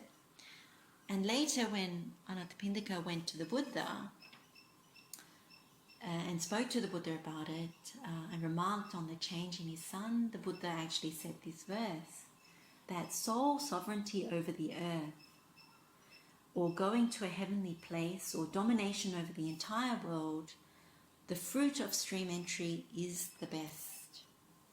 And essentially, Buddha is raising the fruit of stream entry over all other things, that we could rule the earth, that we could go to heavenly realm, or we could have domination, over the entire world. That stream entry is still the best. And so that's what the Buddha has emphasized. And that's a useful reminder for us, that whether we're children, whether we're older, that if there's some kind of avoidance that comes at times, we need to remember this, that the fruit of the Buddha's teachings, whether it's stream entry or more, that's where the fragrance is, that's where the wealth is, that's where the non-poverty is. That's what is superior, that is what is the best. That we must actually remember that. And so we don't veer from the path, we don't delay, because that's what comes along. We get challenged to delay our path, get absorbed into worldly activities as lay householders. That always remember that it's good to persist, not take it for granted. So then we come to meditating and practicing. So there's nothing particularly new here to say. It's just to consolidate what we've been through. This slide basically looks at, the two parts. So the first part is this mirror of the Dhamma, looking at our good qualities. Good way to remember is always this uju suju that we've been doing, being straight or upright, and being very upright in our conduct, and using the threefold purity to do that. And to remember that, as we were saying, why is it so difficult to hold on to our sila? That even if we have sila, why do we break it? Which areas do we break it? This is the part that's very important in part 1. And then, making strong intention to keep our sila, making strong intention to encourage others, because we become sappurisa-tara. So a good person is one that practices what is good. A sappurisa-tara is a superior person because you encourage others. So that is part of the Buddha's teaching, is to be sappurisa-tara, to encourage others. And then the third part is always to rejoice, praise, having these good qualities and seeing them in others. And then the second part to the practice or the meditation is these desirable states. So it's taking refuge in the Buddha, taking refuge in the Dhamma, taking refuge in the Sangha, and maintaining this good sila that comes with uju and suju, that comes with these good qualities. That, if we keep developing Aryakanta sila, these noble virtues, then what happens is we can develop further. This adi sila equates to adichitta and adipanya. So that's what we want to do. We want to penetrate more Dhamma. So whatever other meditations, other practices we do, that's where we develop from. This is our foundation, our base, and we are safeguarded. And so in the same way, this is something we can share with other people that who also want to enter the stream. That's all for this session. So are there any questions and answers? I have one question that has come in beforehand, and I can go through that. But I will open it up to any questions that anyone might have right now. Teruvan saranai.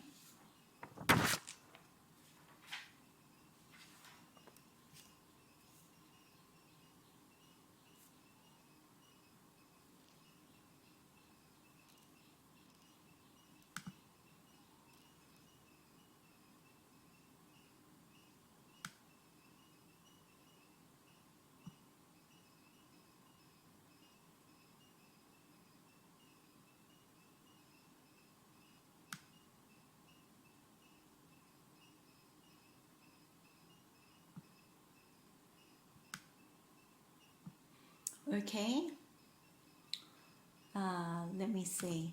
I'll go through this first question and you can see whether there's any questions afterwards. So the question that's come in is, when someone is sick, we have Bodhi pujas to invoke blessings of the triple gem for a speedy recovery. Does that saying have a proper meaning? So that's the first part of the question. Then the second part is, please explain how to do Bodhi Puja the correct way. Is it by spreading metta to all beings and not only to that person? So it's an interesting question about Bodhi Puja. I think the first thing to say is that there's nothing in the actual main discourses of the Buddha that talks about Bodhi Puja in reference to sickness. Okay, so specifically in reference to sickness, there's no specific discourses on Bodhi Puja. However, there are numerous verses in the Therigatha Apadana, so these are the legends of the Theras, and also the Therigatha Apadana, so both monks and nuns. So the legends that is spoken about, all the Theras. So there's many. And what they do say about Bodhi Puja is that it's very meritorious, that they have practiced Bodhi Puja, and they have seen the fruit of that good merit. So in their cases, there's no bad rebirth, that most of them ended up in good destinations before coming back to complete their final birth. So that's the thing about what's in the suttas. Now, what one can say generally about Bodhi Puja is that Bodhi Pujas are very wholesome, very meritorious. So there's lots of punya that comes of it, and therefore you get that fruit to be born in good destinations. But it's also very kusala in terms of anything towards Buddha Dhamma Sangha. So any practices that we do in terms of Buddha Puja or even towards Dhamma and Sangha, it's very kusala. And so nothing can be said other than that there is punya to be gained, as well as it's very kusala, particularly around Buddha Dhamma Sangha. Now, there are numerous things also in the Theragata and Therigata Upadānas about the Arahants, about the Theras, where they have done all kinds of meritorious deeds along those lines, and then they've had very good rebirth. So that's all there. In terms of giving, in terms of generosity, which is where these pujas come from, and also the veneration of it. But in terms of generosity, when we do Karaniya Metta, we already know that is even higher in terms of cultivation of merit, that Buddha has said that. And even the cultivation of even one moment of the perception of anicca sanya, that is also very, very good merit, the highest of merit, more so than even offering danas to Buddhas and even the Sangha. There's also dadato punyam pavadati, like if you talk about generosity, the intermediate stage of generosity is knowing about dadato punyam pavadati gata, that when you do that meditation, when you reflect on all your generosity and you do it in order to chagaditana, then panyaditana, so you make the determination for renunciation, that is a higher level of generosity, and it moves through in order to then penetrate the Dhamma through wisdom, and then to make that strong determination for truth, and then strong determination for peace. So that particular meditation is very strong. And knowing those meditations, in terms of generosity, they're actually very high practices. Now, back to the question though about sickness. In terms of sickness,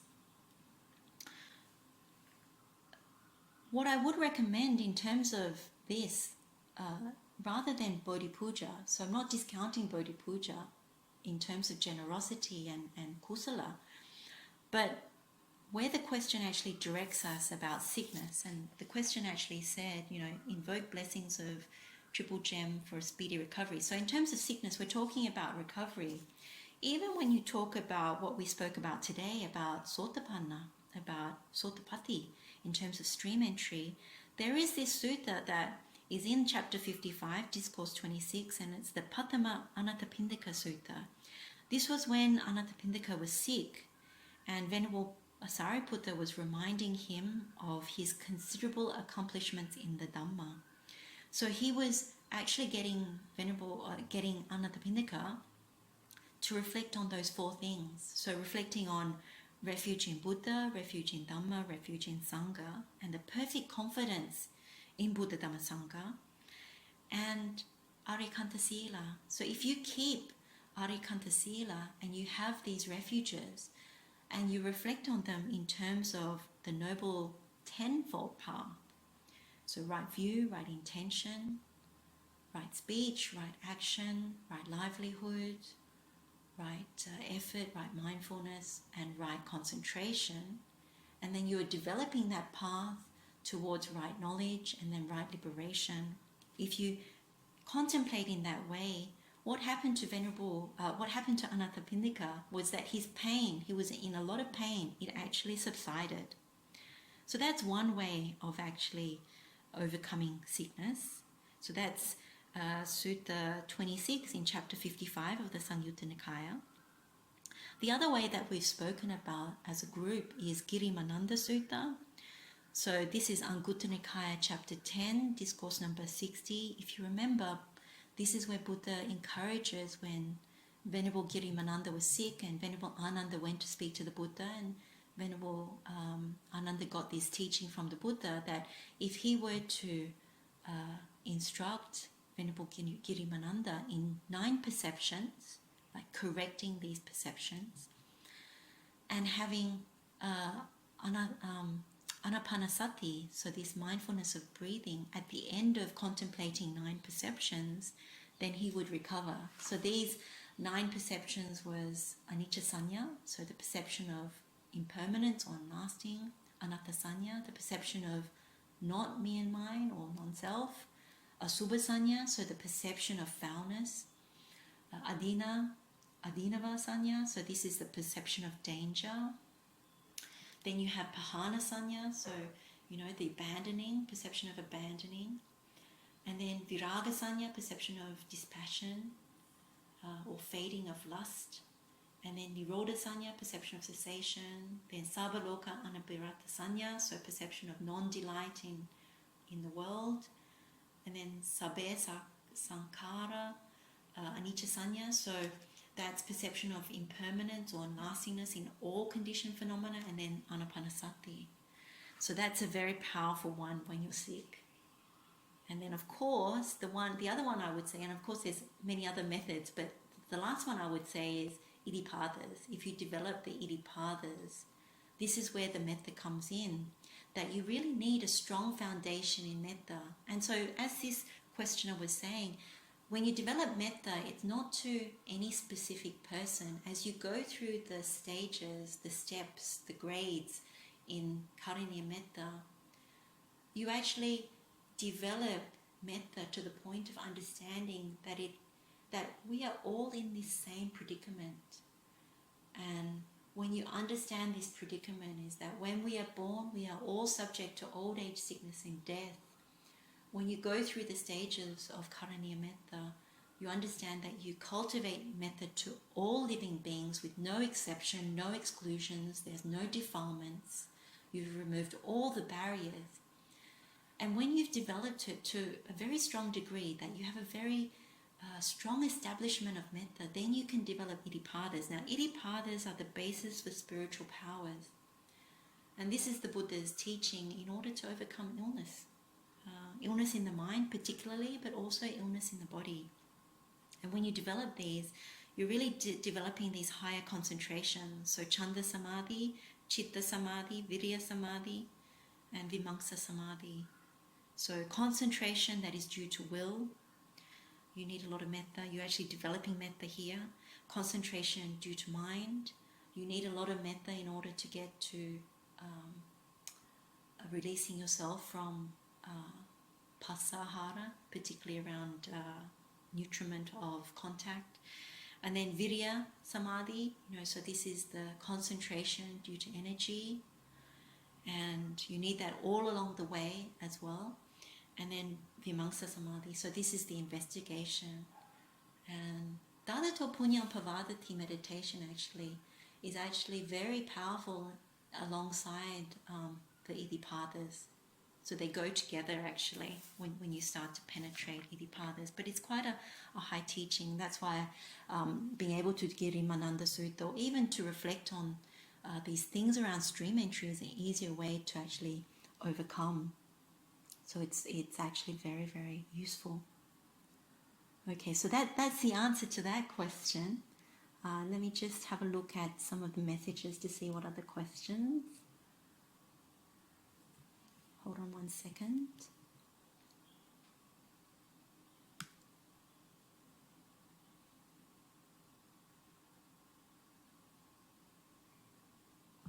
Okay, the first question that's come in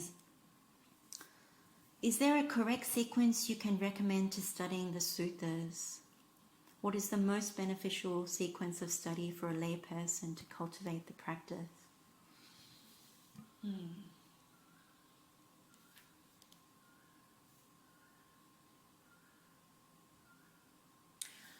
This is an interesting question. It's actually a difficult one to answer in the sense that there's a lot that is very, very useful, and there is no particular correct sequence, because from what I recall, you can approach Dhamma from any place. It doesn't really matter which place you begin, because from where you begin, you can disentangle yourself. And of course, each of us may have a particular answer where we go, oh, you can start it from here, or you can start it from there. And probably it's all true depending on what kind of faculties you have. And the thing about it is, when you go through even this stuff around stream entry, what you find is that different people have different levels of bluntness or sharpness to their spiritual faculties, to their indriyas. And so for someone with sharp faculties, you could start in a very complex or deep place in the suttas and penetrate it quite well. It might come quite easily. Or you could be someone with blunt faculties and try to do the same, but it is a little difficult. But if you have blunt faculties, you start with an easier one, then yes. So it's a slightly difficult question to answer in one sense, but rather than not answer it, what I would say is wherever you begin is fine. So if you start with, say, for example, you're interested and encouraged by, say, the Vaṭhupama Sutta, then that's where you start. If you like the metta bhavana, the Karaniya metta, and you find, yes, I like that, you start there. So when you start somewhere, what happens is you find there are pathways that lead to other ones. So if you notice, even in this particular session, we started out by saying, okay, we're going to look at the Veḷudvāreyya Sutta. And from there, we went out to look at different parts of the Buddha's teachings, the Noble Arahant's teachings, in order to try and understand this particular practice, this particular meditation. So what I would say is wherever you start, look for like suttas in order to understand. And always I would encourage, particularly for lay people, Noble Eightfold Path is always very important. That if you can understand the Noble Eightfold Path, that you understand what is the right view. That's where we all begin. That's also very important. And don't be discouraged if you find it difficult to begin with, that it doesn't really matter, that you start wherever you can and you go from there, because all of them come back again to themselves. So when we discuss Dhamma, they always come back to the same thing. They always come back to the Four Noble Truths, the Noble Eightfold Path. So you can start there and reach out, because everything actually culminates in that. No matter whether we're talking about different listings of things, whether it's different spiritual faculties, different powers, different, even the iddhipadas, these bases of spiritual power, the bojjhangas, the enlightenment factors, they all end up in the same place, because they're all helping us to complete the path, to understand the Four Noble Truths. And so that's how I would answer this question, that wherever you are now, keep creating pathways to the suttas through that. And if I can offer anything more, please ask again if that's not enough. Okay, so the second question is chanting more meritorious as well? I live my life according to the Dhamma, practice the teaching, and try to meditate as much as I can. I don't chant very much, but I listen to Parita every day. But I wondered if chanting should be done as a regular practice too. So it's a useful question, because chanting is very meritorious. But what is the most meritorious about chanting is actually understanding what is being chanted. So for example, you can have chanting on in the background and it can invoke certain good qualities, that it invokes this refuge in Buddha Dhamma Sangha, particularly if you understand it, particularly if you can penetrate what these words mean, then yes, it's even better. Now, chanting as a practice is very important for reciting, for memorizing. So I would encourage, like for all of us, that if we can memorize certain verses, if we can understand the verses that we're memorizing, it's even better, because that's how we become more learned. So when you think about the quality in the Sotāpattiphala Sutta of Bahu Sutta, which is one is very learned, one hears a lot, knows a lot, then this is where we start to develop this particular good quality, because it's one of the good qualities that helps the Seka, the trainee, on the Buddha's path. So chanting as a principle is very meritorious, but it becomes even better when we can recite it, when we can recite it even in front of us, or we can recite it knowing what it means, and then we can recite it from memory in order to meditate on it. Because all the chants, like the Karaniyamettā Sutta, they're actually meditations, they're actually insight pathways. They actually help us to penetrate and lean towards Nibbana. And so if you take chanting in this way, then it can be very useful. And when we know it in this way, we can share it with others. And so this is something that also helps to sharpen our faculties, so that it makes them less blunt. So, yeah, that's how I would answer that one. If you need more, again, if you want me to elaborate, please ask a little further.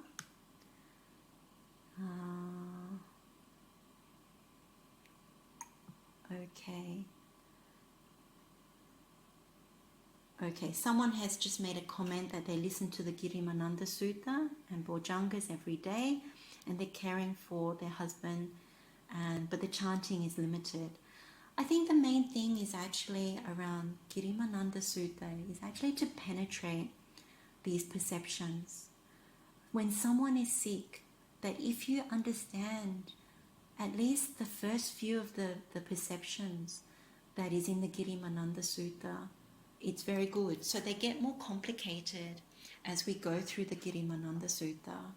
But in the initial instance, we can actually understand it quite well.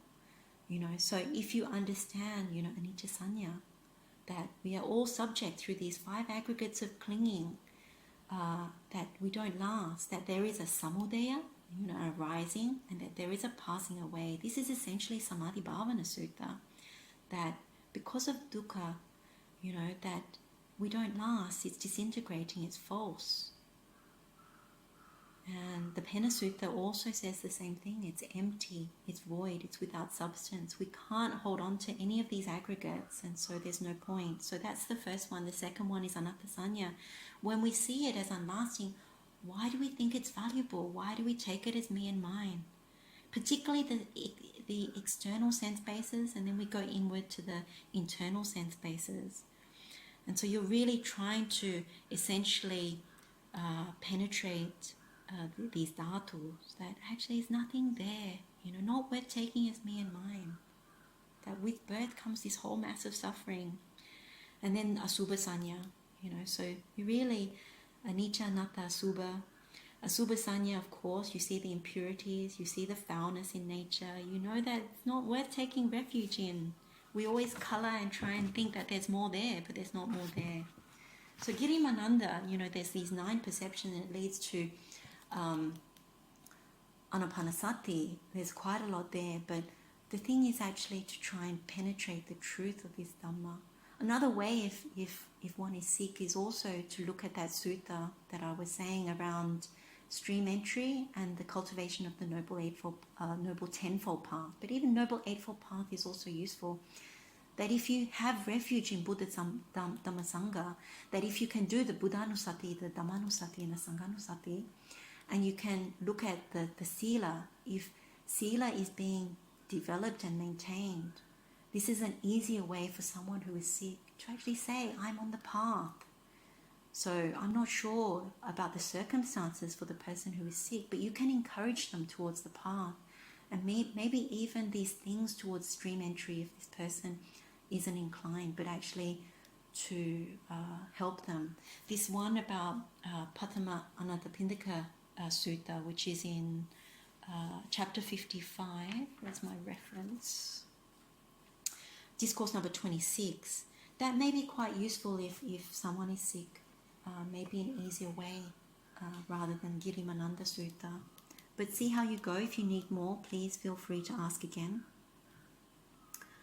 Okay, what else do we have? All right, so that's all the questions I have that have come through in terms of messaging. Is there any further questions that anybody wishes to ask, or any comments, any encouragement, any reminders?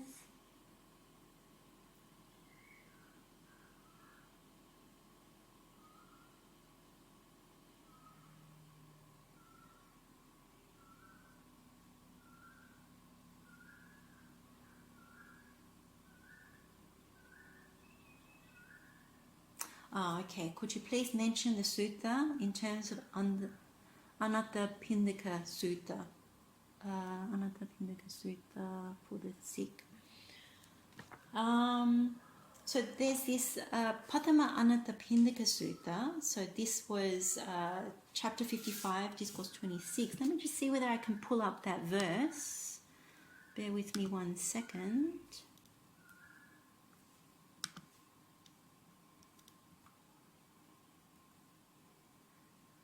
Yeah, so this is the verse.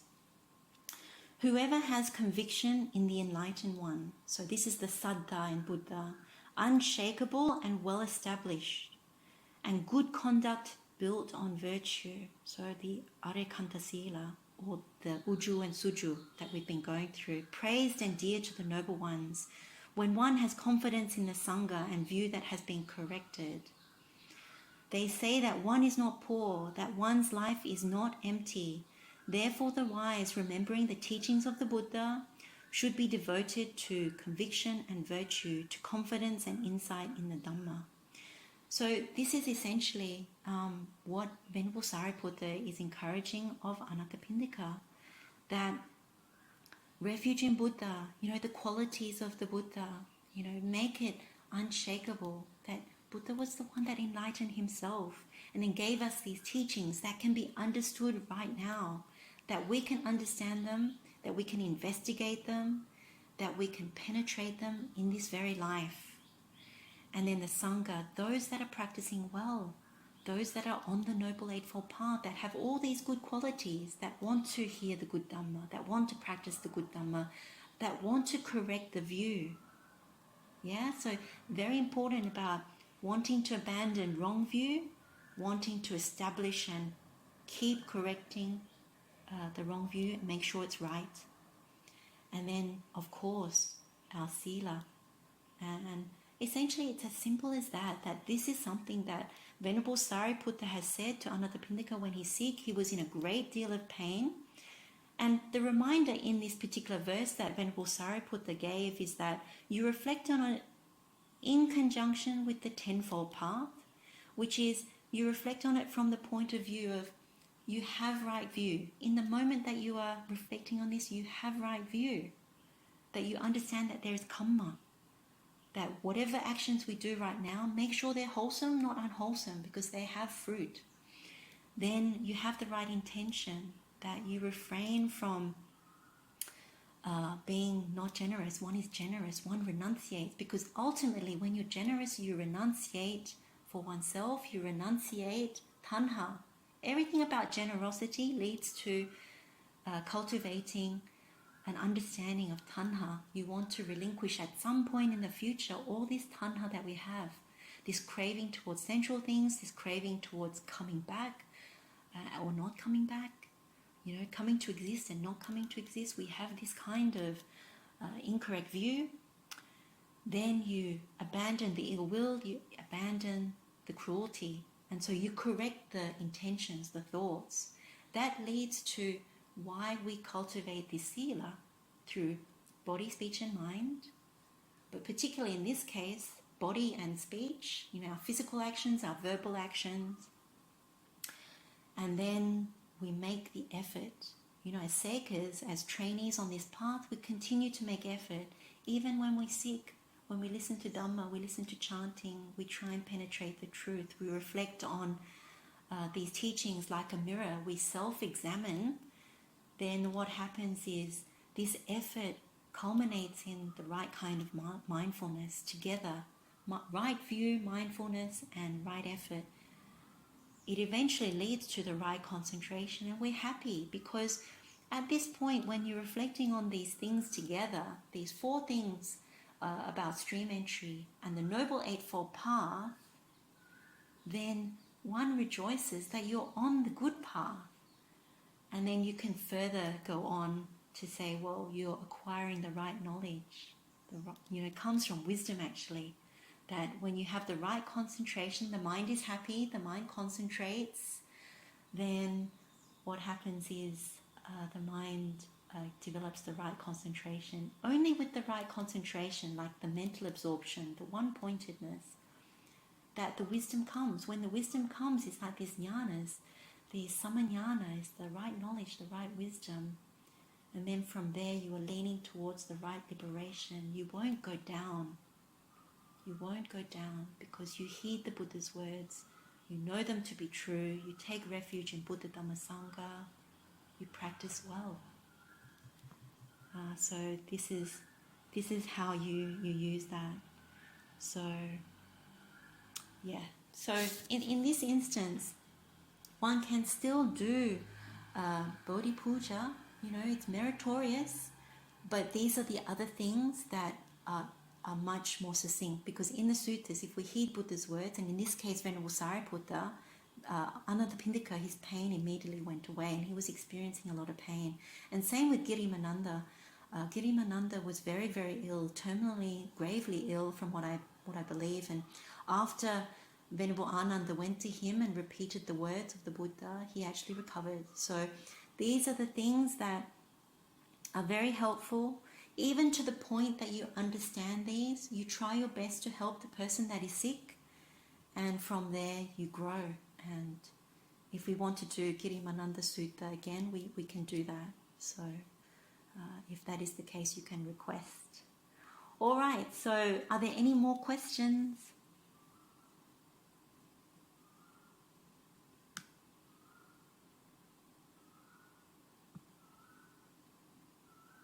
I'll wait a little bit because we've just come on just after 8 in Sri Lanka.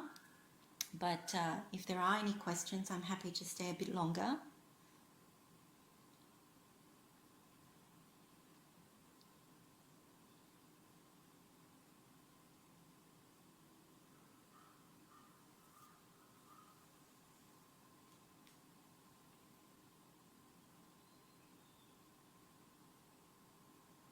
Oh, I just missed something. It says here, normally when we have Bodhi Puja is for the sick person is not there. Is it useful for the sick person?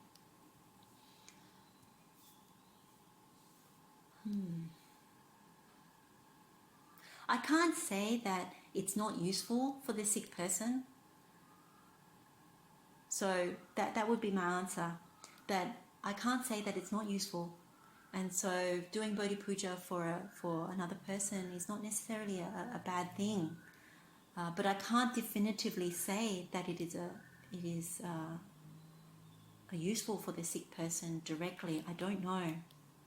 But with all these things, usually when we make offerings to Buddha, Dhamma, Sangha, and we share merit, these things are usually helpful. But my answer would be I can't definitively say about whether it is Bodhi Puja is specifically useful for a sick person who's not there. I just don't know.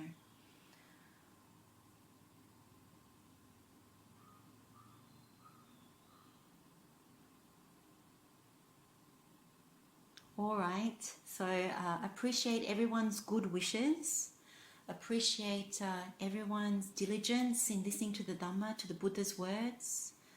Apologies if there's anything that I have mispronounced or missaid, made any errors. They are only my own, not the Buddha's or the Noble Arahants.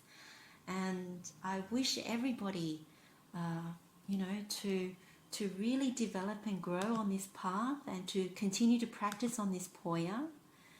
We can share the merit with all sentient beings.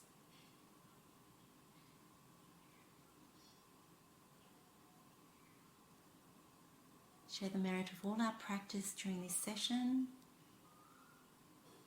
Wish everybody to be free from suffering. Wish everyone to have uplifted minds, have safety and security on this Dhamma path.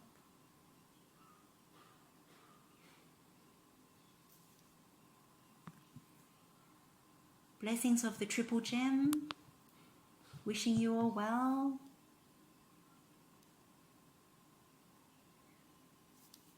Peruwan Saranai.